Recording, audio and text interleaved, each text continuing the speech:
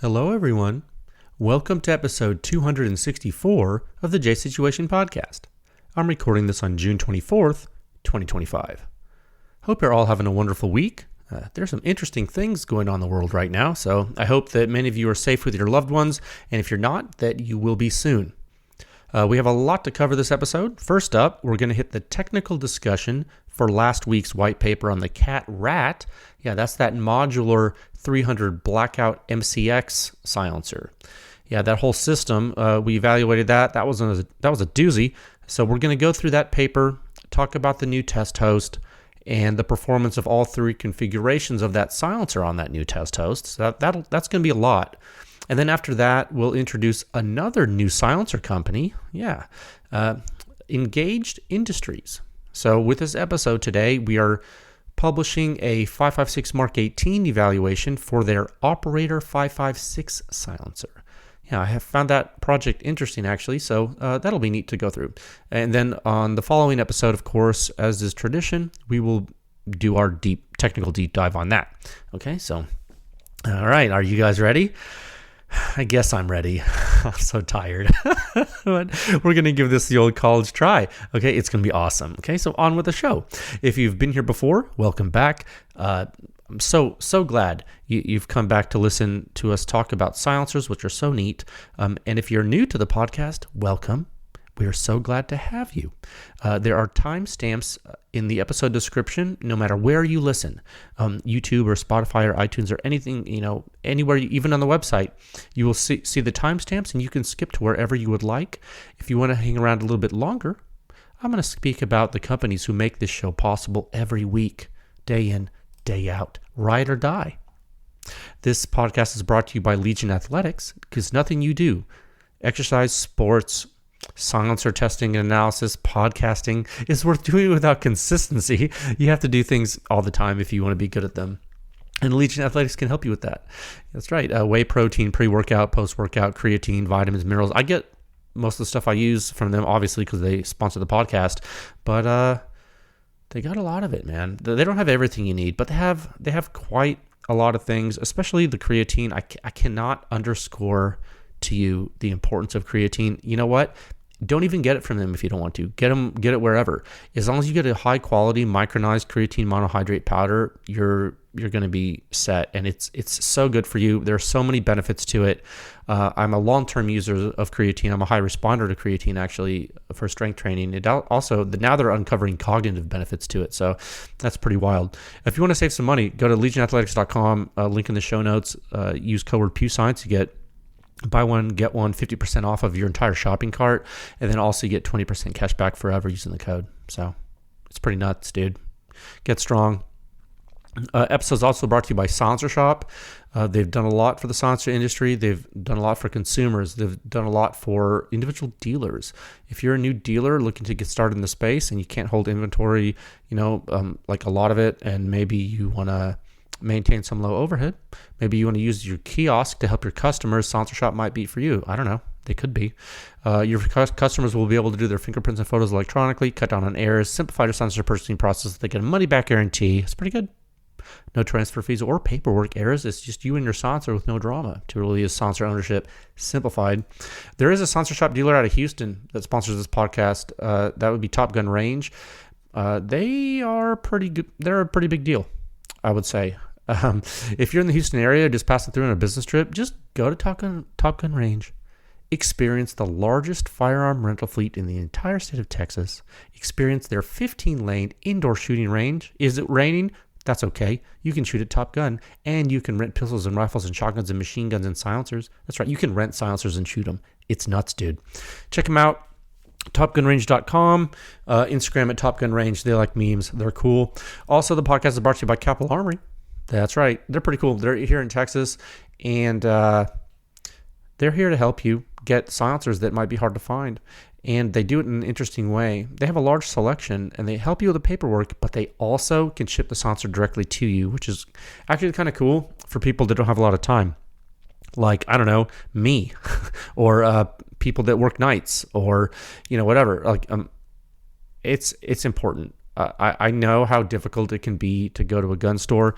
If you live in one of the 42 states where silencers are legal, dude, you're watching Netflix on your couch, you order a silencer on CapitolArmory.com, and then you have the silencer shipped to you. You don't have to leave your couch, really. I mean, I hope you do because you need to exercise and get fresh air, but you know what I'm saying. It really is that easy. Capital Armory, silencer shipped directly to your door. And finally, this podcast is brought to you by the Pew Science Laboratory.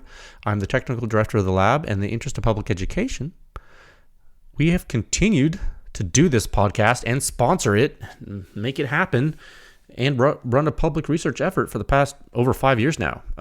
Our goal is to push the silencer industry forward one test at a time. That's our unofficial slogan, and it's working, I think. Visit our website, pewscience.com. You'll see the suppression rating.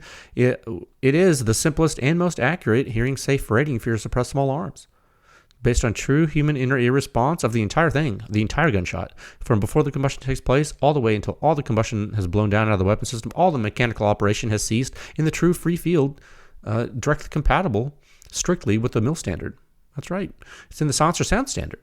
7 sections. It's the most in-depth and accurate silencer data analysis in the entire known universe, all available to you, the public, 24/7 at pewscience.com. And you can support the podcast if you want, and you listening, you can make a huge difference by supporting the podcast, supporting the testing. All you got to do is join with a membership at pewscience.com, and it's pretty cheap, dude. Especially with inflation, we haven't changed the cost in like over 5 years, and it would cost you much more to go to Starbucks than it would be to support the greatest silencer research effort in human history. So that's pretty cool. But you know what? I understand that times can be tight, and sometimes you got to eat ramen noodles to survive. That's cool. One-time donation is cool too. You don't have to get a subscription, or if you don't want to spend any money because you're going scorched earth, beans and rice, I understand. You can just spread the word. Let folks know that silencers and guns are awesome. Tell them about Pew Science, and maybe we can do all this together and we make it out of this crazy place. All right, so 2 topics. We're going to hit semi-auto 300 blackout with the cat rat. There's going to be at least 5 subtopics to that, or 4 or 5. That's going to be nuts. And then in topic 2, we'll hit the Engaged Industries Operator 556. Okay. So we'll hit topic 1 at a time of 7 minutes and 24 seconds. Okay, very good. This is going to be nuts. Okay, topic 1. Semi-automatic 300 blackout is here. I'm so glad to share this with you folks. We talked about it last episode. So this was Sound Signature Review 6191, the Combat Application Technologies Cat Rat on the 6.75-inch SIG Sauer MCX AR-18 Consumer Retail LVAW analog. And we did the cat rat in all 3 of its modular configurations, the covert, the flow, and the base. And so we're going to hit the technical talk for the report today that was published last week.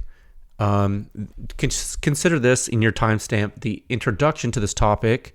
I do trust all of you have had plenty of time to read through the technical report on the website. Yes, it's been there for a week. I know it's very long. Okay, I acknowledge that. One moment. I acknowledge that it's quite a long report. Whenever we do long reports like this, we have to really think about how we're going to dive in and explain it to you. Some people read them, some people don't, and some people read them and they listen to the podcast, and some people only listen to the podcast. So I'm going to give it the old college try. Like I said, I'm going to see if we can cover most of the high points and important details. If I miss something, please reach out and I will be happy to explain it to you via email. And alternatively, if I miss something big or additionally, I can always explain it on a follow-on episode. We're the boss of us. We can do what we want. So if I miss something, we will correct it or add it. Okay, so I'm going to split this. I think I'm going to split it into 4 parts. We're going to hit the SIG MCX as is a new test host. I think it's important for you to understand the gun. And then we're going to go into each of the 3 RAT silencer configurations on the gun. So that's going to be the covert, the flow, and the base. And then I would say, if you have not already, I think it's a good idea for you to have listened to the introductory talk for this in the previous episode. Okay? So that's going to be topic 2 and its subtopics in episode 263 from last week, okay? Please, if you have not listened to that, please listen to that topic in that episode first if you want to know the who, the what, and the where, and the when, and the why, and all that good stuff, because today's talk is only going to focus on technical factors. And if you jump in here and you don't have that project background and you miss something, you might say, well, how come this? And it's like, well, if you had listened to that, maybe you'd know. Okay? I don't know. I'm not saying you have to listen to it, but I'm just telling you it's there. With that, let's get into it. We'll talk about the MCX at a time of 10 minutes and 33 seconds. Okay, very good. I think we're making good time. Okay, SIG MCX, technical performance factors. You know, and this is as much for me as it is for you, I feel like, because, gosh, I have learned so much about the SIG MCX. And you know, I wouldn't have learned all this like I've learned it if it wasn't for this project. So I feel like that's a win-win. So go ahead and pull up the report. And of course, members, you can pull up Article 6, 191. If you are not a member of Pew Science, that's okay. You can pull up the free version. Okay, no man, woman, or child left behind, especially in this section where it's all there. So you will notice when you pull up this long report, in the front of it there, you will see that it is split into 6 subsections. The first subsection is a basic operational overview of the RAT system and the MCX system. And also that section has an overall performance summary at the beginning, okay? And so what I want to do is I want to explain the MCX, right? So, and I'm telling you where it is in the report so you can kind of look and see, kind of follow along if you want to, recognizing that there's a lot. And boy, for all of the interesting internet opinions about, like, you know, different firearm companies and different weapon systems, I think the situation with the MCX is something that it was a little surprising to me, or maybe it wasn't surprising, but I'll just say my personal opinion is that this weapon system really isn't half bad. Like, that's my kind of short opinion on that. I'm sure I'm going to get to know it like much more intimately as it's used more in testing, and I use the platform more often personally. Right now, like, just as it stands, it seems to be pretty solid. Now you got to keep in mind this opinion I'm giving you right now, and this whole technical discussion from our project, it's limited to the 300 blackout version of the platform, right? The other versions have not been evaluated by our lab. They have not been evaluated by Pew Science, not evaluated by me. So please do not extrapolate certain things to different things. Okay, I try to be careful about what I say, so don't go crazy. All right. So in the report, section 6191.1.1, it describes the MCX. Now, for those of you not familiar with the MCX, it is an AR-18 derivative. The AR-18 is newer than the AR-15. There are several differences, and some of the differences get mixed and matched depending on which modern weapon system variant you pick, like in your hobby or in your use. Okay, because you could be picking anything and you could call it an AR-18 and you might not know. So the main thing here is that you understand there are 2 primary differences between an AR-15 and an AR-18. Okay, and they are described in the report in this section here. And so the first difference is how the blast load momentum gets applied to the system to do work, okay? To do work, you have to apply some kind of force, okay? The way we do that in reciprocating small arms really varies. It depends on the system. In an auto-loading rifle like the Armalite rifle family that you're all familiar with, the ARs that we all know and love, most of the time we love them, how are we doing work there? Well, we're doing work by harnessing the utility of gas momentum. In an AR-15, you control that gas momentum and you let it be applied to the bolt carrier group, where it helps to unlock the bolt from the barrel extension and then push the carrier rearward. So you're doing what at that point? Well, you're most certainly not all the pressure in the barrel has blown down when your bolt opens, right? We know that. But what else are you doing in an AR-15? Well, you're using expanding combustion gases, and you sent them to the bolt carrier group. Specifically, you sent them to the carrier key. And how'd you do that? Well, you used a gas tube, didn't you? Yeah. Have you ever watched high-speed video of an AR-15 bolt carrier as the system's being shot? You see those vent holes in the side of the carrier? Blast loads come out of those. You know that, right? They do. There are blast loads at the breech of the weapon system that are actually unrelated to the chamber and the barrel. Yeah. And yes, the chamber and barrel blast loads are important. We talk about them all the time, but the gas system blast loads are important too. This is real. This is all real, measurable, and observable. So how does that differ with an AR-18, right? So an AR-18 is still a gas-operated rifle, right? Because why? Well, you're still using expanding combustion gases to operate the system. Excuse me.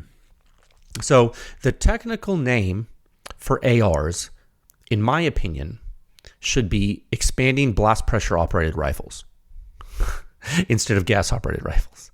But gas operated, it flows off the tongue a little better, and people commonly can understand the term gas, whereas the blast load is more complicated, so they don't think about it like that. It is gas, because it's the gas phase of a blast load, actually. But anyway, so in an AR-18, blast loads go into the gas port.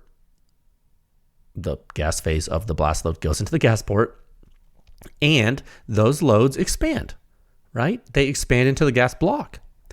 But instead of going into a gas tube in an AR-18, their expansion pushes against a piston.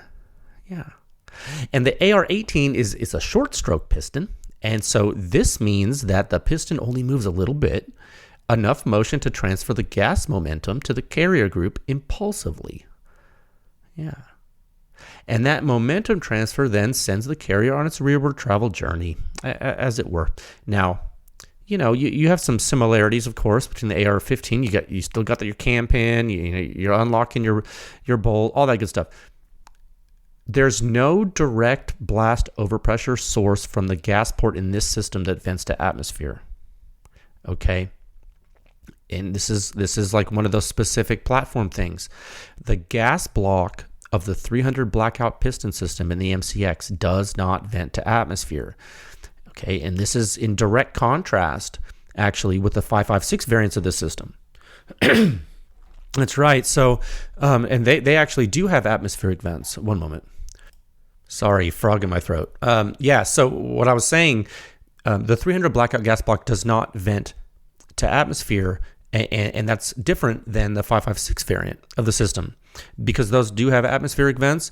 The reason why piston gas blocks are often vented is mechanically, what they're wanting to do is they want to tune the blast load impulse accumulation in the gas block to get proper momentum to the piston, and then therefore to the carrier. And then in a secondary function, in a lot of them, they want to blow debris out of the system to keep it running. But you know what? It depends on the design. It really does. And so, when you disassemble the 300 blackout MCX system and you remove the little piston from the gas block, you're going to see spiral gas rings around the piston, right? And it's sort of like the gas rings on your AR bolt, but it's one piece that spirals around as one piece. Now, what does that do? Well, that is the actual gas seal between the OD of the piston and the ID of the piston channel in the gas block. And I have looked at this system, and I simply do not see where it would vent. And I was like, where does this vent? I was like, does this not vent? Because I had seen other MCXs, I was examining them, and they definitely had vents. And I looked at the little holes in the side of the gas block, and I thought there were vents on this one, but it's not. They're just like roll pin retainer stuff. And I was like, whoa. And so I confirmed it with SIG. And they're like, yeah, we didn't need to vent the 300 blackout system. I was like, whoa, that's interesting. So when I saw that, so far, the only blast overpressure source that I was seeing here was at the breech of the weapon. It seemed to be only from the barrel and the chamber once the bolt's unlocked. right? I was just not seeing anything else. I was like, oh, okay, that's keep that in your back pocket, And so that's the first difference between an AR-15 and an AR-18. It's the blast load momentum application. How are you applying momentum? AR-15 applies gas momentum directly with the gas through a tube. AR-18 does it by proxy through a piston. Still gas momentum, different application. Okay. Now, you got to remember, some AR-15s actually do use a piston. Now, those are hybrid guns. And what's a famous example of a hybrid AR-15, AR-18? The HK416. Enough numbers for you? Yeah. The HK416 is an example of a hybrid. The 416, it's not an AR-18. No. Why? Because it doesn't have the second big change that would make it an AR-18. It has the piston, but what did they stop short of doing? It doesn't have the internal recoil system. Yeah. The MCX, it has its recoil spring assembly captured by guide rods inside the upper receiver. Yeah, I don't know if you've ever disassembled an MCX, but you should. Now, that is completely different than the inertial buffer and the external buffer tube that houses the recoil spring in an AR-15, which you're all familiar with. So why does an AR-18 do that? Well, you can make things more compact, right? Why? Well, you can fold your stock natively. You don't have to use one of those janky adapters that this is ridiculous. Some of the stuff they try to do to make them fold when the system's not designed to be folded. But the AR-18 was already designed to be folded. So you can make things more compact. You can fold your stock natively. Now keep in mind, this particular system can work very well with a lot of cartridges. But as you can imagine, if you were mechanically inclined, or maybe you're an engineer or a designer, as combustion pressure and volume gets higher, you got to mind your P's and Q's if you're using a low inertia or low mass carrier with an AR-18 system, right? Because those springs become really important.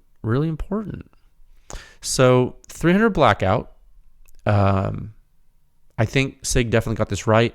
It is I believe, one of the most reliable 300 blackout systems that exists on Earth, as proven in military trials worldwide. Now, 5.56 and other cartridges, I'm not sure. I'm sure I could research that more for you. I just don't know right now, and I cannot give you an opinion on those right now because I don't have the information for you. And maybe some of you do. Now you understand. I'm so sorry. My voice was okay today, and now it's not. Now you understand the way the AR-18 works, I hope. Again, it's very detailed in the report, but I want to tell all of you too, in case you don't read it.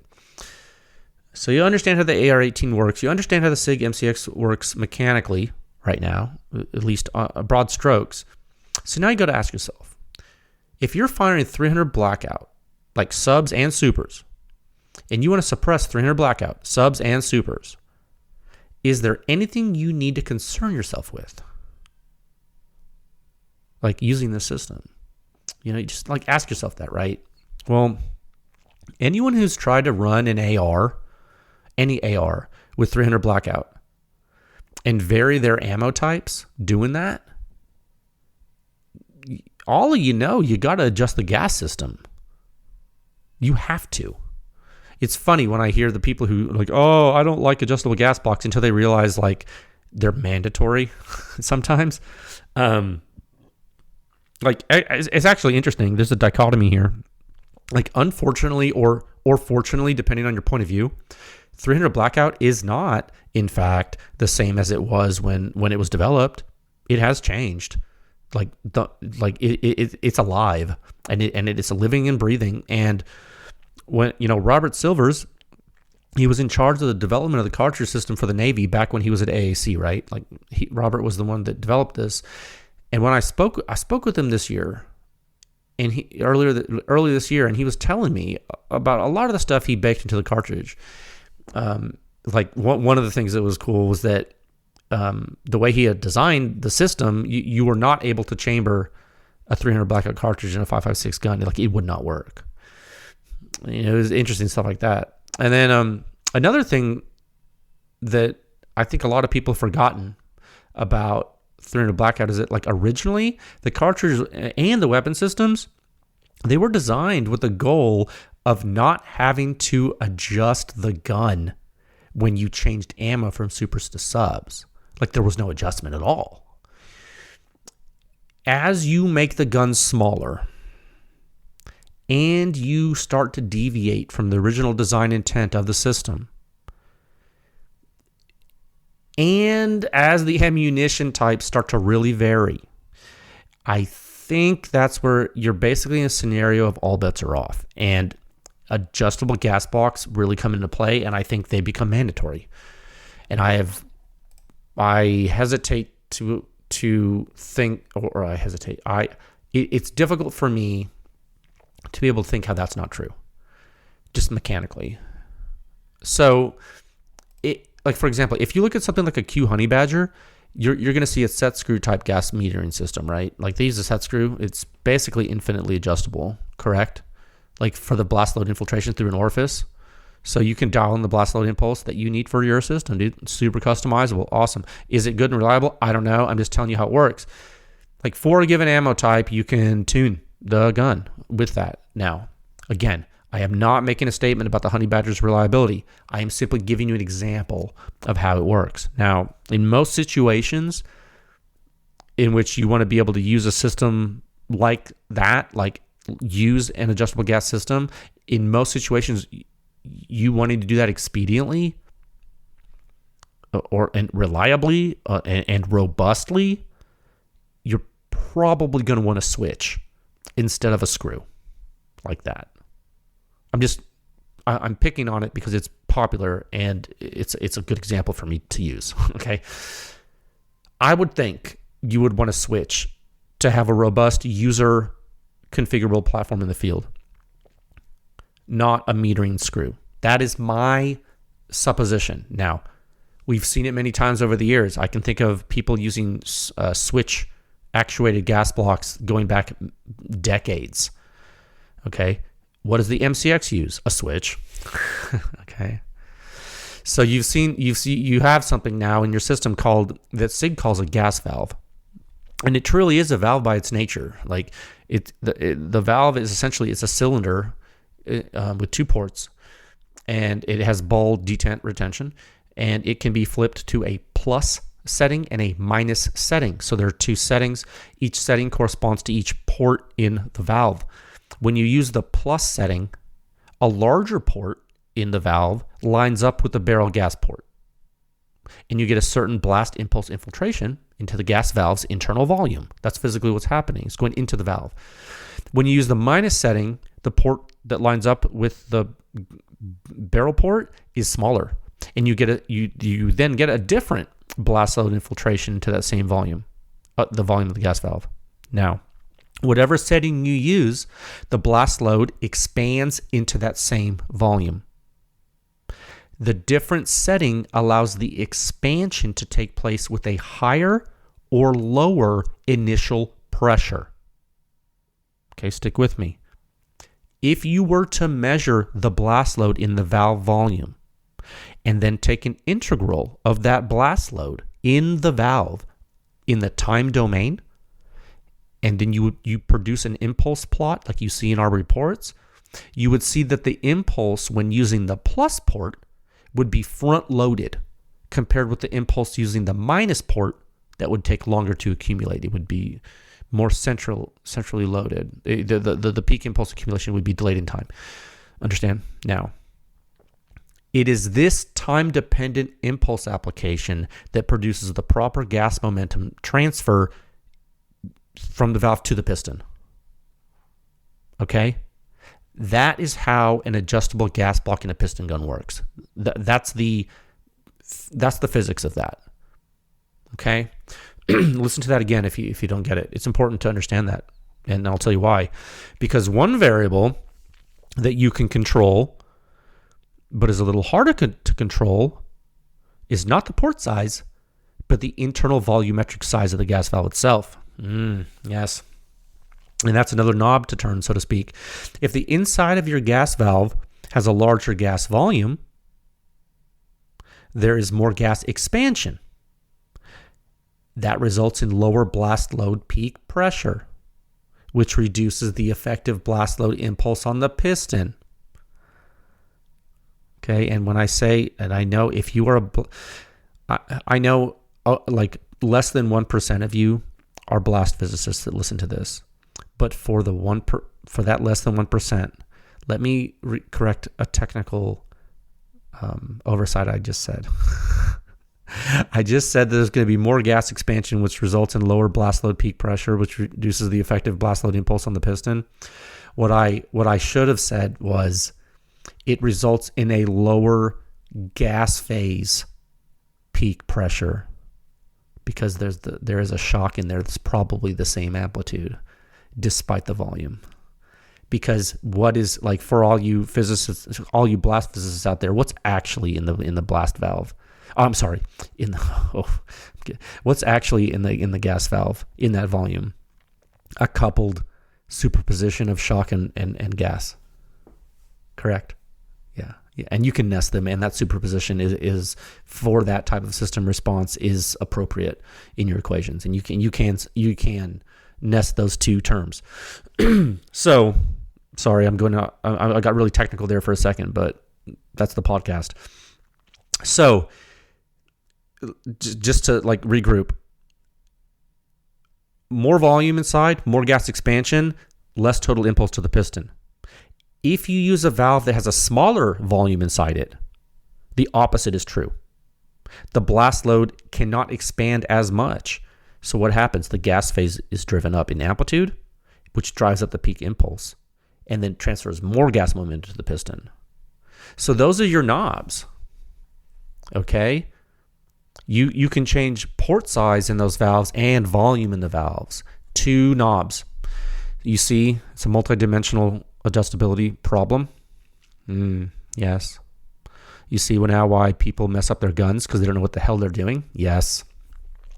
So when the 6.75 inch 300 blackout MCX was created,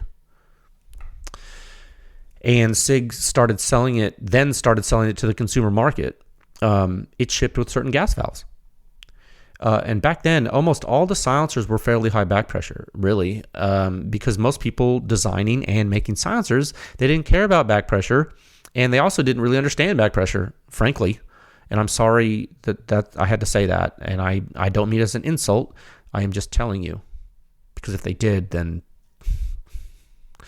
things would be different. So at that time, back in the day, this gun would function with many different silencers and many different types of ammunition. We spoke about this last episode, right? So you all know that back pressure can be important, and now I think nowadays in the silencer zeitgeist in the industry, who doesn't know that back pressure can be important? And that sometimes you want less of it, and so SIG started making silencers that reduced blast load impulse accumulation in close proximity to the muzzle orifice. That is a fancy way of saying they had a high early time flow rate. And some of those silencers had a really high late time flow rate too. And what's another way to say that? Lower Q-science omegametric. Right. Q-science omegametric quantifies late time flow rate to atmosphere. Yeah. And so SIG wanted to use those silencers they made to suppress subsonic 300 blackout. What do we know about subsonic 300 blackout? Well, it's basically a pistol cartridge. Yeah, low combustion pressure and volume. Relatively, if you compare it with what? An intermediate rifle cartridge, like what? A supersonic 300 blackout or 5.56 NATO. You forget, that's what the weird part about 300 blackout is, it's a switch hitter. It could be an intermediate rifle cartridge if it's loaded supersonically and high pressure, or it can be a pistol cartridge loaded subsonically. Low pressure. Isn't that crazy? It is crazy.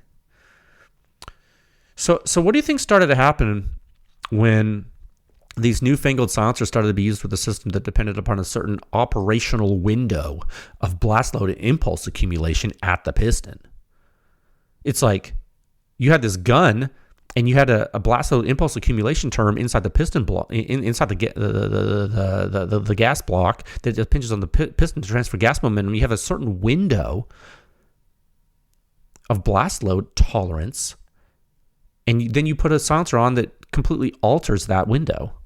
What happens? Nothing good, bro. Malfunctions. Yeah. Not just consumers, man. Military groups are having a problem. So what can you do? You can get a different gas valve. You can. And in fact, when folks used to buy the 6.75-inch 300 blackout barrel assemblies for their MCX guns, since it is in fact a modular weapon system, that's what makes the MCX so cool. You know, you can just that's another thing that's cool about the MCX. I'm just learning about it. It's cool. You literally unscrew the screws, take the barrel out, you put them back in. It's dope. It's cool. Anyway, because you could do that, SIG was selling the barrels. What were they doing? They would include a gas valve that was different than the previous valves with the barrel. Yeah. On one variant of this system, they marked the valve F03, Foxtrot 03. The previous guns had shipped with the valve marked F01. Yeah. And again, this is all in the article, but I'm talking to you plain English. Okay. What do you think the difference was between the new F03 and the previous F01 valves for this gun? Was it the port sizes? A little bit, yeah. There are some port size differences. You can see the measurements on our website. The port sizes were a little different, but what was the big change? Is the internal gas valve volume. It was the internal volume of the valves. Yeah, it is a big change there. The F03 valve has a smaller internal volume. Therefore, it reduces blast load expansion, which does what? Increases peak blast pressure, which does what? You guessed it, increases blast load impulse and gas momentum transfer to the piston. What does that do? It allows subsonic 300 blackout to function more reliably with a low back pressure silencer. Yes. Now, and you may be asking yourself, and this is a $1 million question, why didn't SIG just design the system to work fine unsuppressed using super weak 300 blackout ammo? Wouldn't that just have solved the problem from the get-go, and then you could just put your silencer on the gun and be good no matter what, low back pressure or high back pressure or not, and you're everything's hunky-dory. Why wouldn't they do that? Why? Does anyone know why? Well, it turns out the gun was never designed to run without a silencer because of reasons. Also, a lot of folks have discovered that sometimes silencers do weird stuff. Really weird stuff. And when they do weird stuff, it's generally in early time. Okay? This is important. It just so happens that the early time stuff is the complicated part of all of this. And for subsonic 300 blackout, the only part that really matters for weapon reciprocation mechanically is the early time. Okay? What do we always talk about on this podcast? The dimension of time. Subsonic 300 blackout combustion it's so short. It's so short duration that if you don't get your work done early, SpaghettiOs. Yeah. You might have a malfunction. Okay? Some silencers might do things in early time that are unexpected. Off the top of my head, let's pick a really well-known silencer that can make a SIG MCX with subsonic 300 blackout malfunction in a strange way.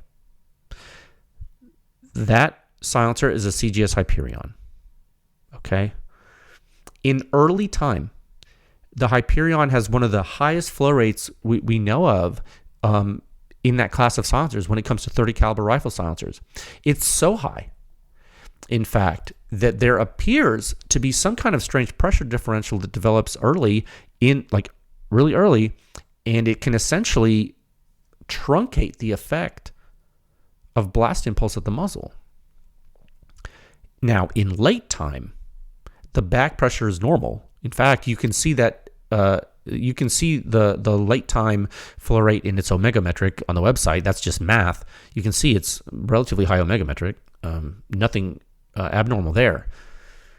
But at the beginning of the blast load ingress, the blast load infiltration there, the annulus of the Hyperion is occupied very quickly, and the pressure differential in the first expansion chamber drops. There's a drop in pressure differential. There are silencers like the Hyperion. It's the Hyperion and some silencers like it that will literally cause the impulse accumulation inside the piston block to not be high enough to cycle the gun. So this started happening, right? Because remember, it's not like some people say, oh no, silencers don't create a vacuum. And it's like, well, it's not really that. It's that they are changing the nature of blast load reflection and impulse accumulation. And it's happening dynamically. Okay, it's not like... So it's like... people start to use words that might not apply to certain parts of the time regime, so it's confusing.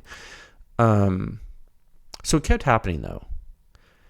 Enough to where it was a problem. And then the variables started to really take hold because, sometimes you can get things to work if you change certain variables. And then, so you started seeing like low back pressure silencers and then different ammo types.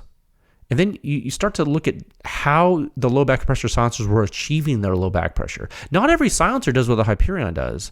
And the Hyperion isn't really a low back pressure silencer, quote unquote, but it can be in early time. See, this gets really complicated, and you see why we delineate between early and late time a lot in the research over the past few years as we learn more. So you're getting low back pressure silencers, you're getting different ammo types, you're getting an end user experience that results in basically the gun just starts to malfunction as you stray further and further from the design intent from 300 blackout and further from the design intent of the 100% suppressed MCX or low visibility assault weapon. That what kind of silencer did it have? A very high back pressure traditional cone silencer. Yeah. So now what do you have? You have multiple barrel lengths too. You got 5.5 inch barrel, 6.75 inch barrel, 7 something inch barrel, and you have a 9 inch barrel. And on all of those guns, probably all of them except the 9 inch, because that 9 inch has a longer dwell time, you're going to have potential issues that can happen with low back pressure silencers. So now you know why the cat-rat was made. So let's talk about that. Okay, let's go into the cat-rat covert at a time of 42 minutes and 38 seconds. Oh my God, I spent over half an hour talking about the gun. Hey, dude. Whatever. Spent half an hour talking about the gun because it's important. What? Because I don't want anyone to not understand it. And I certainly don't want anyone to say I didn't explain it to you. Because I swear, if someone doesn't understand this, bro, you had an article and you have this podcast and you can email us. That's three ways to do it. And if you do none of them, then that's 3 strikes against you. Cat-rat covert performance. Okay, quick detour to talk. I think we need to talk about the base too up front, just because, and then we'll circle back and hit it in the subtopic after the next one. But I want to talk about the base a little bit so we can talk about the covert, because it's part of it now. Because you need this part first. The entire function of the RAT is predicated on the fact that it needs to make sure the gun works. Like we just talked about. I swear, if you skip the last if you skip the last subtopic, ooh. The entire again, I'm going to say this again, and if you didn't listen to that, ooh, shame. The RAT existing is predicated on the fact the gun has to work. As you can imagine, the base of the silencer has to behave in a certain way. It has to, dude. You want early venting because you're not an animal, right? You're civilized. It's 2025, and you still want low back pressure. And that starts in early time because you listen to this podcast and you read Pew Science reports, so you understand the physics. But what do you also know, because you're a Pew Science reader? You know that you can't go crazy with that early time venting, or what's going to happen? The MCX is going to have a bad time. We just talked about it. Yeah. So the CAT technology they used to do this is called A pulse. A pulse is short for alpha controlling pulse modulation. Okay, it's actually pretty simple. It sounds fancy, but it's not. It's actually not fancy because you all know how it works. I'll tell you right now. I'm breaking it down in plain English. The alpha state of silencer flow is in the early time near the muzzle. The way that state is varied is by controlling, or what's another word for controlling? Modulating the amount of reflection-induced impulse accumulation. Remember, how do you get impulse accumulation? You add pressure over time because it's the integral to pressure history. What do reflections do to a blast load? They amplify it, usually over a factor of 2 or so. Does that increase impulse accumulation? Yes. Okay. So the way you vary the alpha state is you modulate or you control the amount of reflection induced impulse accumulation. How do you do that in the blast chamber, in the first expansion stage of a silencer? You have to vary the shock pulse. And how do you do that? You do it by changing the clearing time. That's a blast physics way of saying you change the venting off of the first reflector. Varying that is called modulation, hence the name A pulse. Okay, that's it. You keep alpha high enough so that the super gas sensitive situations like short barrel, semi-auto, low pressure, low duration, 300 blackout doesn't make the gun nut cycle. But you keep it low enough so that you don't make the system overgassed. And you make it function even when you only use that little base configuration of the silencer. You see what I mean, Jelly Bean?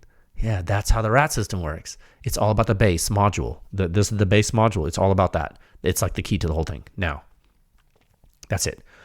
You understand the basics of the base module. We'll talk about the performance of it later, but I wanted to explain the physics of it to you first because it's literally the first. You can think of it as the first stage.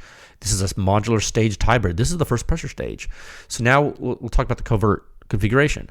You screw the covert module onto the base. Now you have a full-size 300 blackout silencer that's quiet with what? What does it have? High early time flow rate. How can I say that? Well, the base does. And you put the covert module onto the base. Did you change the early time flow rate? Well, no. What happens in early time? It goes into the base. Nothing has changed in early time. The early time flow rate's the same. But what have you changed? The late time flow rate.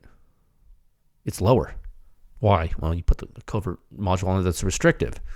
So if you can go to the article and you can see the descriptions of the 3 configurations in the first section of the report there. Each configuration name is in bold.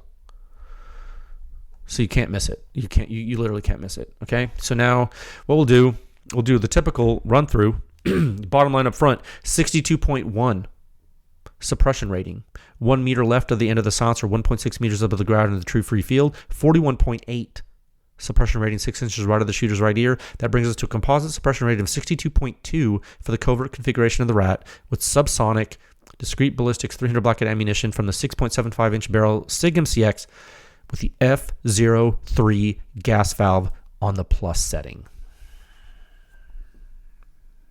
Yeah, that's a lot of words, right? And it's a lot of qualifiers. And normally, we qualify it just free field and ammo and weapon, right? Right? Okay. But now we have also moved to something else. We have moved to also qualifying things with gas valve designation and gas valve setting. Yes, the pain of adjustable test host. You are now living my nightmare with me. My own personal nightmare. You're living it with me. How's it feel? So you see now that configuration matters. Configuration matters. You guys wanted semi-auto 300 blackout. Okay. How are you going to do that without adjustable gas? You don't. Not at the modern age. You see the pain you've caused me? No. But you see, configuration matters. And if you're curious about reliability, please read the article. Why did we use the F03 valve? You should read it and you should understand it. I explained the purpose earlier, and it's also in the report. Now, question: Will the new Rattler LT, which is the new 6.75-inch MCX, will it need similar things? Word on the street is maybe not. We'll see. It is a process, guys. I have ordered a new gun from SIG, and we're going to mess with it to see what we learn. For now, we are using the Virtus gun that you see in the report. Yeah, okay. I'm just telling you. So this covert configuration is intended for discrete operations with the MCX or with your favorite 300 blackout PDW. You don't have to use an MCX with a RAT. You can use whatever. It's intended, the covert config, it's just intended for discrete operations with not a lot of concern for gas blowback. Like you probably don't care about gas blowback, so you're like, whatever, I need to be quiet. I don't care about gas blowback in my face at all. And that's important, okay? Because it's going to give you a little bit, okay, with rapid fire, okay? So let's look at what makes it tick. And I'll prove this to you by just showing you test data. Scroll down the report to section 6, 191.2. That's figure 3A and figure 3B. The figures are different because there's different figures in this report, so the figure numbers you're used to have changed. So please be cognizant of that. Figure 3A and 3B, blast overpressure in the free field. What do you see? You see a pretty long signature, don't you? Yeah. You actually haven't seen this before. I know that this can get tiresome to look at, but you have never seen a signature like this publicly ever. No one's ever shown you this in history. This is SIG MCX with subsonic 300 blackout suppressed, and it is a full time regime signature. You have bolt closing signatures really far out in time, and they are a little higher in amplitude relative to the primary blast load signature than you're used to seeing. Yeah. Why would that be? Well, everything's quiet in this test. So when you look at the early time too, which is in figure 3B, boy, pretty consistent the first two shots there in pressure space, and the combustion propagation is indeed slowly building, and this is exactly what you would want and exactly what you would expect for a configuration called covert. Looks like they got that marketing term right, that brand name right. Quiet stuff, very quiet. Now, the interesting part to me comes when you see the blast impulse accumulation. Ooh, you know how I like impulse. Tell you what, figure 4, interesting data, dude.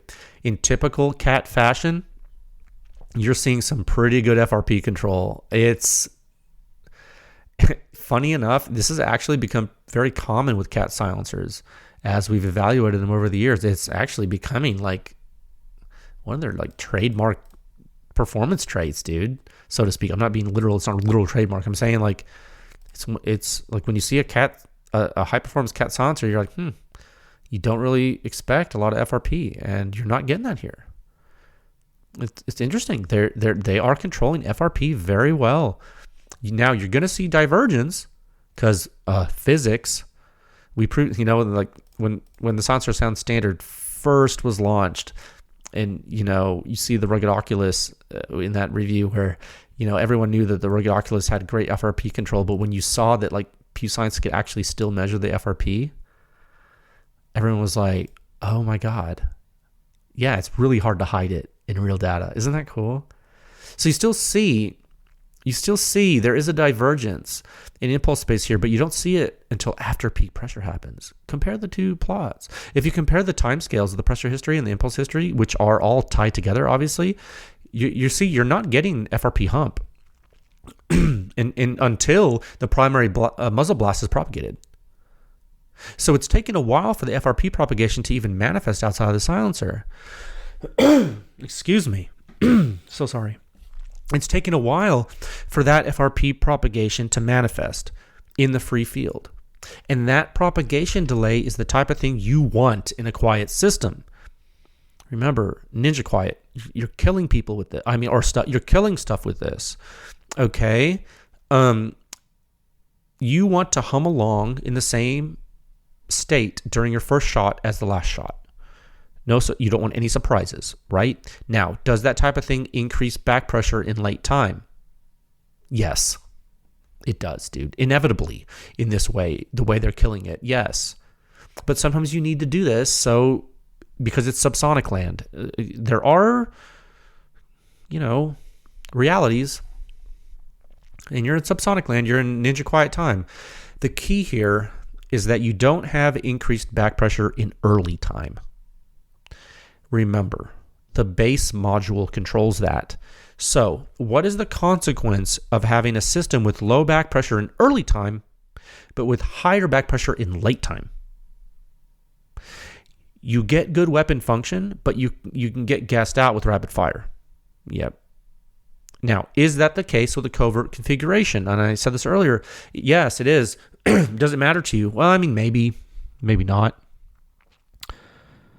Keep in mind, like, it's all about supers and subs too. You're going to get more gassed out with the covert with supers than your subs because the pressure's higher and longer duration. Now, there's another configuration to mitigate that, and we're going to hit it next. Okay, but there's the flow configuration, but we're still talking about the covert. Now, you gotta ask yourself, what are you going to compare this to, right? You take the RAT covert on the MCX as like one system. What do you compare it with? And it's hard. I acknowledge it. It's hard because you only have 3 data points for the MCX right now, the 3 configurations of this silencer. So it's hard for you. But there's some comparisons in the report for you that we gave. See Research Note 2, I believe it is. Yes. Is that right? Yeah. Research Note 2 has a ton of stuff for you. Okay, check it out. I think it's going to help you. One thing, and it's an elephant in the room type of thing, is the shooter hazard. What is the threshold going to be on the 300 blackout MCX? It's a good question. We're not sure. All I know is we're sitting in the low 40s. And that's pretty cool. Around 42 at the ear is 10 points higher than the highest Mark 18 data, right? Roughly. And look, I know it's subsonic 300 blackout, so the blast pressure is a lot lower. I get it. But man, it is a semi-auto rifle with a 6.75-inch barrel. So that's cool, dude. Think about it. A cat mob will get you over 50 with an MP5 with subs at the ear, right? Isn't that true? I think. Dead Air Wolfman, it's going to get you mid-30s at the shooter's ear with an MP5 with subs. Okay. So the RAT makes the SIG MCX with subsonic 300 blackout safer for you than a Wolfman on an MP5. Okay. That is a huge comparison point considering the bullet weight of subsonic 9mm compared with the bullet weight of a subsonic 300 blackout cartridge. Bro.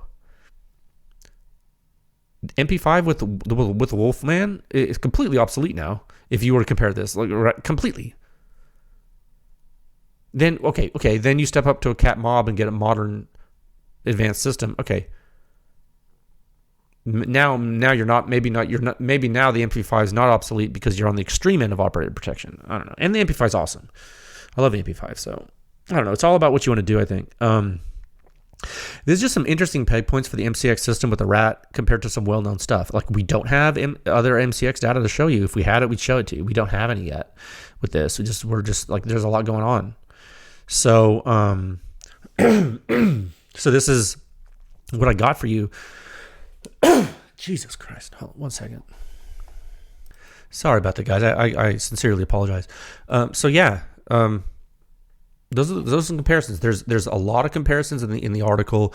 We compare it to the Jolene and the Hydrogenel and the SIG silencers at the muzzle. And guys, I know we don't have other MCX data yet, but I think you have a lot of information in the pedigree. Remember, Silencer Sound Standard has the suppression rating, which means it doesn't matter what host you're on, same scale. Okay, we're going to learn more. We're going to learn more about what other silencers do on the MCX, I promise. Okay, now, Pew Science members, for you, check out the shooter's ear data for the covert on the MCX. Bro, what in tarnation? Like, seriously, I know, again, it's the first MCX report, so this is definitely the first time we're seeing anything like this. But look how intense the bolt closing signatures are compared to the main blast loads with the covert. Dude, I know this is only in the member version report, but oh my God. This is wild. And to think people are going to tell you they can truncate the pressure history and get the same results we do? No, you can't. Not how about not in a million years? Not in 10 million years? How about not ever in the history of the universe? Okay. Sorry, buckaroos. It's like, that's why we do what we do. All right. You look at these. This is semi-auto 300 blackout quiet time USA population U. Like that's it, dude. Now, you warning, danger, Will Robinson. You can get some gas blowback when you start going ham with this thing, dude. And I have definitely gone ham with the silencer system on the MCX because guess what? Pew Science has tested and evaluated multiple RAT variants, not only the one that you're getting for the consumer market. I've shot the bejesus out of this silencer. Put a lot of rounds to this silencer, like supers and subs. And I'm telling you, you are going to get gas blowback with the covert configuration, with rapid fire, especially with supers. You will. I mean, I'm just telling you. Subs can give you some blowback too when you're rapid firing, depending on the ammo, because there's a lot of different subsonic 300 blackout ammo. When I am going ham in training or shooting for fun and like pretending like I'm G.I. Joe and like shooting steel like a crazy person, I have found with this system to switch to the flow module. And I wear hearing protection anyway because, it's high volume shooting and I have previous hearing damage. So I'm always using my ops core amps anyway because I'm an operator. Just kidding. It's like I don't want to die. But yeah, let's talk about the flow configuration in the next subtopic at a time of 1 hour. Oh my God, 1 hour. Oh no, what's happening to me? Time of 1 hour. 1 minute and 51 seconds. Okay, we're doing it. We're doing this somehow. Okay, flow. I got this on my desk in front of me. Oh man, little baby silencer pieces. This is where things get a little wild. You unscrew the covert module, and by the way, it is left-hand threaded to the base module. It's just how Cat does things. You unscrew the covert, you put it in your bag or whatever, you screw on the flow. Now you're in training mode. Okay. Now, how do the risk metrics change? Because that's super duper important, right? Bottom line up front, 46.2 muzzle suppression rating. That's down from 62.1 with the covert. Okay. It's quite the drop. 40.3 shooter's ear suppression rating. That's only 1.5 points down from the covert. Jeez Louise. That's interesting. So that brings us to a total composite suppression rating of 47.6 for the RAT flow compared with 62.2 for the RAT covert. Okay, interesting. You're sacrificing total pressure field suppression for operator protection. Literally. It's literally what you're doing. In the free field, the operator is still well protected against blast loads. And they have a lower amount of gas in their face. So this is ideal for training, right? That's what it's for. You understand? So here you go. Check out the blast pressure data. Completely and utterly different in the free field. Scroll down, you'll see table 2, then you'll get to figure 7. Figure 7A, 7B. Completely and utterly different in the free field than you were with the covert. So with the flow, do you notice anything? Oh, I don't know. Obvious? Yeah. Look at the pressure onset in early time. It looks the same, pretty much. And then wham, blast loads start to come out faster. Oh yeah, not super fast, but they do come out faster. They come out, they peak, then they start to throttle again immediately. Interesting, right? It's interesting the way it happens. The main pulses are still controlled. It's just a faster rise time, faster accumulation, and then more momentum. So you can see the rarefaction in early time, and you can see that incredibly faster blowdown in the whole pressure history. And finally, you can see the extremely fast momentum rise in figure 8, right? All this adds up to what, ladies and gentlemen? What does this all add up to? Lower omega metric. That's right. Drops like a rock. Why? Why does the omega metric drop like a rock? Distal venting. The RAT flow has a completely different internal geometry, actually, than the covert, and it has distal venting. So the blast loads, they're still making the blast loads go on a journey. It's just they get to vent at the end, and that's good for what it's trying to do. Makes this work. So one little nuance here that I'm not sure I wrote in the report is the way the blast impulse accumulates. And this is important. Look at the concavity on the initial slope in figure 8. It's good. As that slope gets more steep, things get more severe. More steep or steeper? As that slope gets steeper, things get more severe. I think the flow part got this right in the system. I think they did. I think they struck the balance they were trying to hit. Well, I know they did because I saw some other systems too. I think they got it right. The important thing to understand is that it's pretty difficult to do this with an end cap change. Okay? Now, I'm not saying it can't be done. I think a lot of things can be done, but I don't think you can do it in quite the same way. Doing this with an end cap change with this type of consistency, I think is pretty challenging, and I think that's why they designed the system like this. I think it's because you get functionality change with less compromise. Now, does that make it like cost more money and make it more yes. It's like, what's that triangle? It's like schedule, quality, and cost. Or speed, quality, and cost. Pick two. Right? That triangle of like stuff in the world. Pick two. Okay. I think one thing you compromise less on with the flow than you would think you compromise on is FRP control.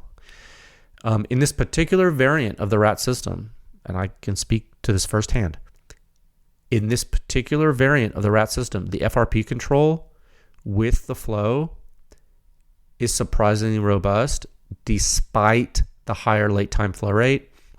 With subsonic rounds, that is a pretty notable performance factor. It is not as important for people with training. I don't think. Because you're training, so who cares? But I don't know, maybe you're using it not for training. Okay, I don't know. Maybe you're running the flow configuration as your main squeeze. Maybe it's your main, I don't know. Different strokes for different folks, but I'm telling you, like, that this performance factor is like kind of it's kind of notable. Now, when members look at the shooter's ear stuff, this is where it gets super interesting. It's like really interesting to me. Yes, you get higher momentum accumulation at the shooter's ear. You have to, right? That's like basic physics. But the speed at which it drops off is really quick, and you'll see that. And that's one of the big reasons you're still protecting the operator, or you're able to protect the operator so well with the silencer, this configuration. The muzzle blast it's still not hurting you too badly, and the ejection port blast has reduced it even further. So the net result, you only get a minor drop in operator protection. Now, is it going to sound different to the operator compared to the covert?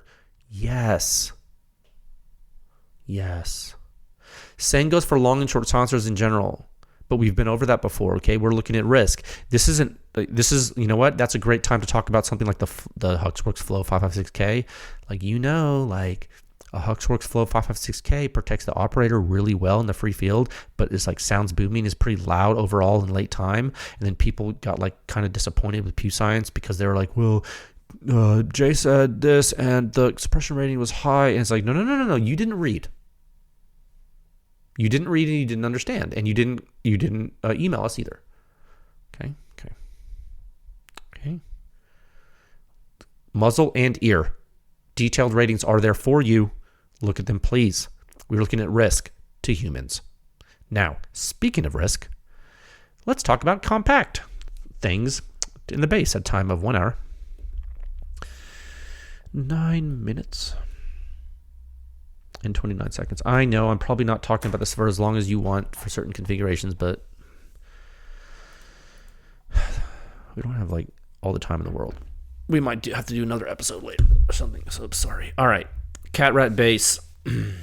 Now, let me paint a picture for you. Yeah. So you want to keep your bag gun small. I feel you, dude. Same. Now, maybe you want to have this sitting next to you in your vehicle. Maybe in the glove box. I don't know how you roll. Could be anywhere. Could be anytime. No, I feel you though. Have you ever shot an unsuppressed firearm in close quarters? Have you? It's loud. You know that, right? Loud. That's a good word for it, is loud.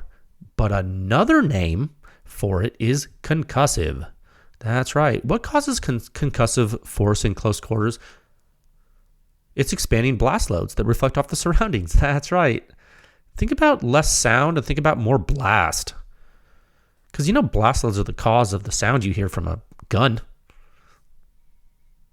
Did you know that reflected blast loads can be over twice as intense as the incident or free field load? That's blast physics 101. Yeah. So what you're going to want to do is you're going to want to reduce blast overpressure propagation by whatever means necessary. Okay? So you can, in fact, do that with a little base configuration of this silencer. It has a little nipple on there that connects to the covert or the flow modules. Now, not counting that nipple, this thing's less than 4 inches long with the mount, like 3 3/4 inches long. Not counting that little nipple. It's pretty small, dude. What happens when you use it? Is it quiet? No, absolutely not. But what do the blast loads look like in the free field? Look at the figure 11, homie. Figure 11. Shock loads, my friend. But Jay, I thought this was subsonic ammo. Why are there shock loads? I thought things were subsonic. Well, friends, the bullet is actually still moving subsonically. Yes, it is. These are not shock loads from a bullet Mach wave that you're seeing. No. These are shock loads from supersonic blast loads that were pushing the bullet and escaped out of the muzzle and then and then into the silencer and then out of the silencer. Yeah, blast loads actually move at the sound speed in the medium. When they are in the barrel superheated, they're actually moving at Mach Jesus. And then they get to free air and expand. Well, in our case, they get to the silencer and then expand, and then they get to free air and then expand again. Simplified, but that is what happens. Okay, just because you have subsonic ammo, the blast loads aren't going subsonically. Okay, come on, guys. So you're at let me check. Let me see. Let me check my notes. Now you're at 21.6 at the muzzle and 22.7 at the ear, suppression rating wise. Okay, so you're around 22 at the muzzle and ear, give or take. Call it 22. Okay, a far cry from the 60s and 40s. Yeah. You got to spend money to make money or something like that. I don't know, dude. All I'm saying is not too shabby for a little guy. 22 at the muzzle and ear for a tiny micro silencer. Now, there are some comparisons in the report. I think put them in there. What do you think happens with suppressed Mark 18 with a really popular silencer? What's the shooter's ear suppression rating with those? Like less than 20 a lot of times, right? Like, just to put things in perspective, like this is a 6.75 inch barrel with a 3.75 inch silencer. I know it's subsonic ammunition, but the comparison's important. There is good perspective if you use the rankings table on the website. Now, if you scroll down in the report and you look at figure 15, you can compare the 3 RAT configurations together. The base is loud, but it saves your brain in confined space. The flow, it's training time, protects the operator from blast. Covert is killing time, protects you from being located. That's the gist, dude. That's the gist. Now, is it for everybody? Is the silencer system for everybody? No, obviously not. Are there other ways to make a 300 blackout semi-auto gun suppressed? Are there other ways to suppress a semi-auto 300 blackout gun? Of course there are. But if you have a short barrel MCX system and you could benefit from all the different functions that the RAT system gives you, it's basically the complete package for every occasion for your gun, dude. Compact, training, or killing, and it It's pretty simple when you think about it like that, and it makes so you don't have to worry about the gun not working. Okay, so I put some comparisons in the report at the end under the bar chart, I think. Let's see. Yeah, bystander protection, operator protection for you. There's a bystander protection section and an operator protection section. A lot of comparison points for you. I'm not going to read all that for you on today's episode, but you should check it out. It'll give you risk peg points with commonly well-known systems. I know this is the first test program on this host. I know you want more. I do too. But please, just bear with us. There's a lot going on, and the first step was to complete this program, complete the contract for CAT. Like, we're on the prize. We're trying to get these things done. The next step was to publish this and then get it to you and then get feedback from you folks. And that step is still ongoing. We're still getting feedback about this host that we picked. I mean, this is like, dude, this is living and breathing. This is a real-time research diary, okay?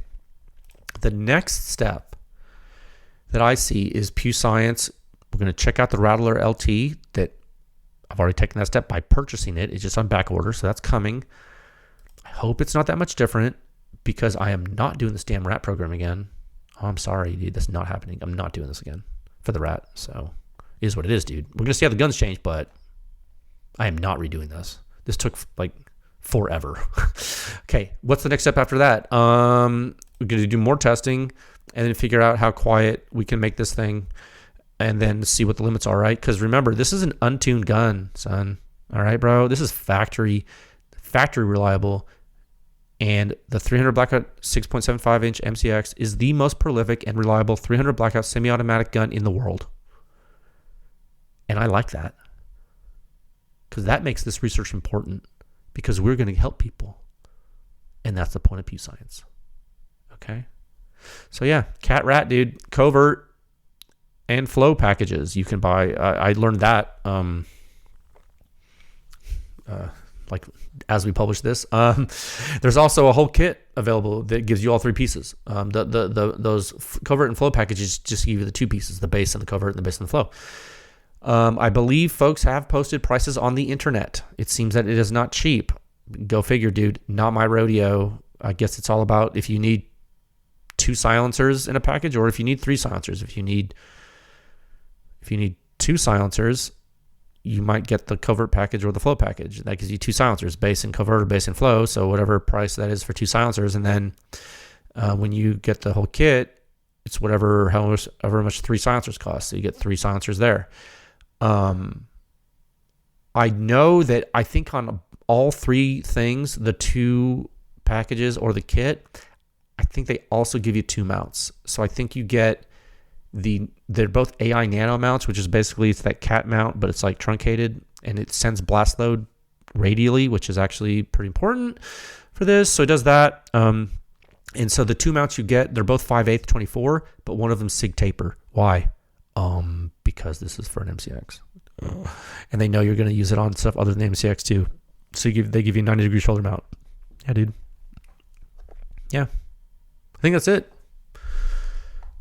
I could talk more, but like you can read it. I mean, it's really long. It's a really long report, and it's a really interesting silencer. I wonder if I should give like a personal opinion.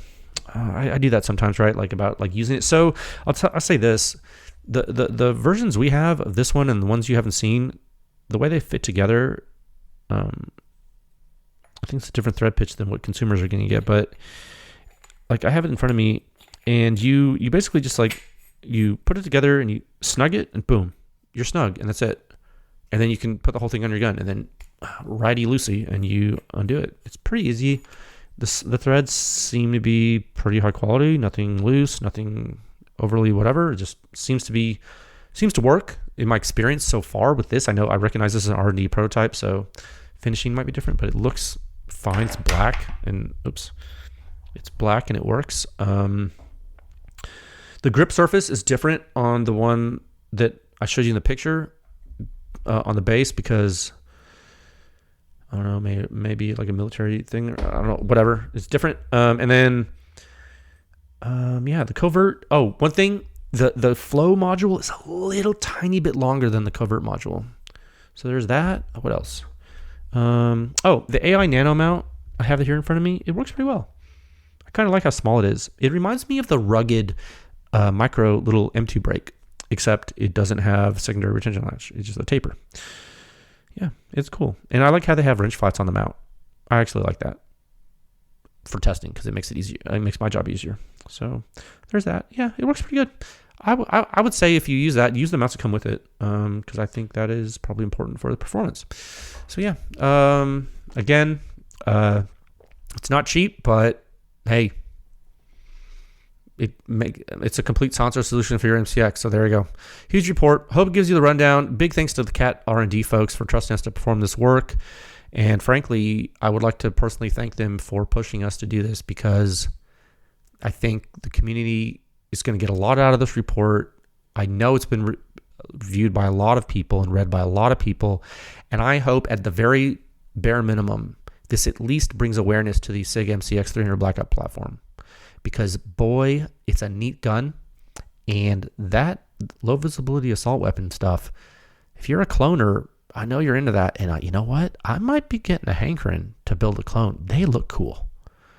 I tell you what, I'm not a big cloner person, but I think the LVAW is so cool looking. And it definitely sounds good. So, yeah. Oh man, I put the silencer on my notepad so I can't. Wheels are. Oh man, these wheels are falling off. Okay, we got to keep on trucking. Let's do. Okay, done with cat. You guys having questions? Email us.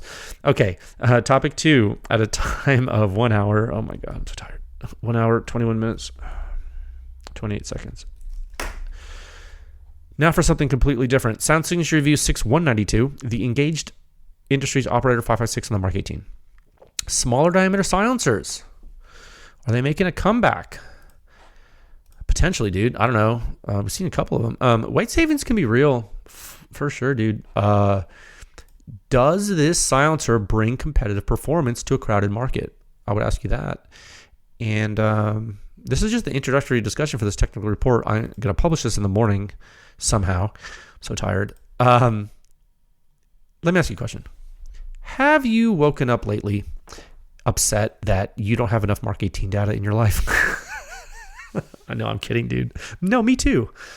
That's what I thought today. I was like, gosh, we sure do need more Mark 18 data. No, I'm kidding. Let me introduce you to a relatively new company, Engaged Industries.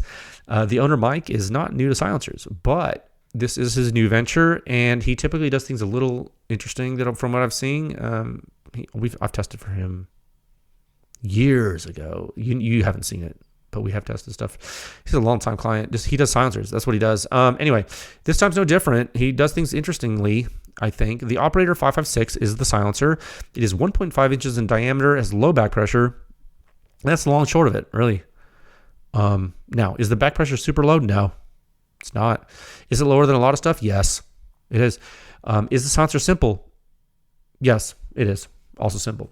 Now, one thing that's interesting, and we're going to talk about this in the full technical discussion next week, it's the mount. I find the mount interesting.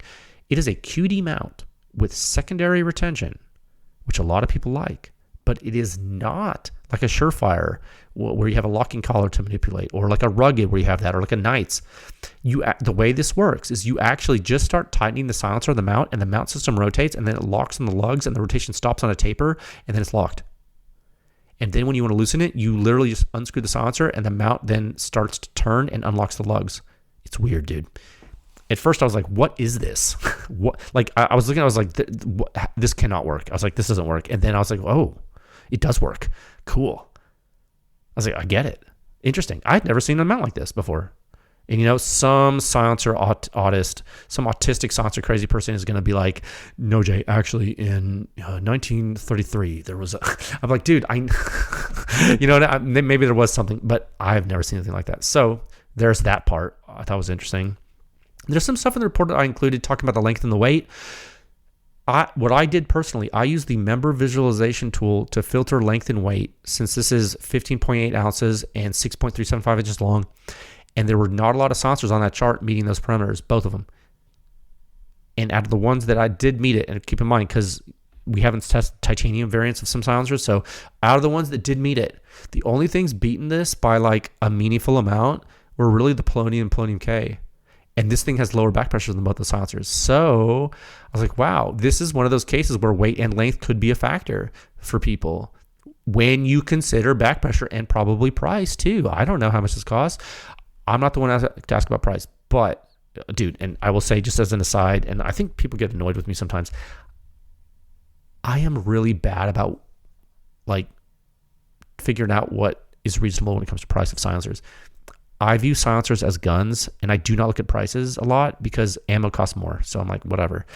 But I know that I'm not normal. So I know that's not the view everyone has. I'm just acknowledging that I have a fault, and I'm telling you that I recognize it. Okay, cool. Just me. Technical talk is going to be good next week. Go check out the article. Pay attention to the consistency of the silencer. I think this operator 556, dude, the consistency is notable for something this simple and for the flow rate. I do think so. You do not sleep on this. I don't care if you don't like how it looks. I don't care if you don't know who the company is. Just performance-wise, look at the consistency. Interesting. It is not often you see a silencer like this that does that. Okay, so big ups to Engage Industries, new company, getting their feet wet in absolutely insane time in the silencers industry. We're going to see how it goes. Thank you, Mike, for trusting our lab to perform this work. And this report is going to be live at 0700 Central Time, U.S. time, in the morning, Wednesday. Okay? Thank you for listening to the podcast, guys. We made it about an hour and a half. That's not bad. Okay. I hope you learned something. I hope you all had fun. And I will talk with you folks again soon. All right, bye.